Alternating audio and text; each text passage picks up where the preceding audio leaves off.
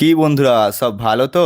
হঠাৎ করে একটু কুড়কুড়ো জাগলো, তাই আমি আর আমার বন্ধু বেরিয়ে পড়লাম মিষ্টিদির চায়ের দোকানে। মিষ্টিদির চায়ের দোকানের ডিস্টেন্সটা আমাদের বাড়ি থেকে খুব একটা বেশি দূর নয়। চলো বন্ধুরা, আমরা তো যাচ্ছি, তোমরা একদিন এসে মিষ্টিদির চায়ের দোকানটা ভিজিট করে যেও। মিষ্টিদির দোকানটা ভিজিট করে তোমাদের কেমন লাগলো কমেন্টে জানাতে ভুলবে না যেন। আর আমার ভিডিও দেখে যদি তোমাদের ভালো লেগে থাকে তাহলে অবশ্যই একটা সুন্দর কমেন্ট করবে, আর হ্যাঁ, শেয়ার করতে কিন্তু ভুলবে না।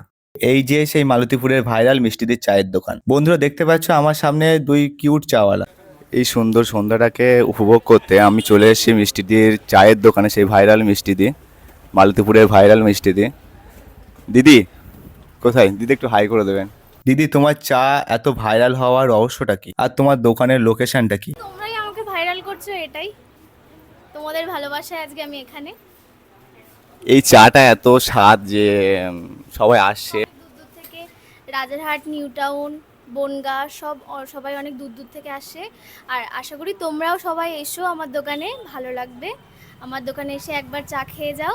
আমার দোকান হচ্ছে মালতীপুর দক্ষিণপাড়া। গুগল ম্যাপে গিয়ে মালতীপুর মিষ্টি চা বলে সার্চ করবে, পেয়ে যাবে।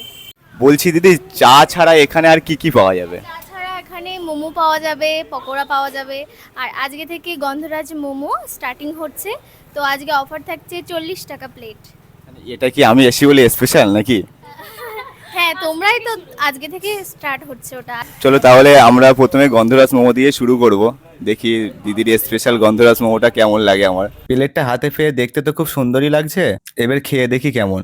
ভেবেছিলাম মোমোগুলো মিষ্টিদের মতোই মিষ্টি হবে, কিন্তু বন্ধুরা খেয়ে দেখি এত সুন্দর টেস্ট। আমি এখন কথা বলে টাইম ওয়েস্ট করতে চাইছি না, আমি এখন খেতে থাকি। টাটা।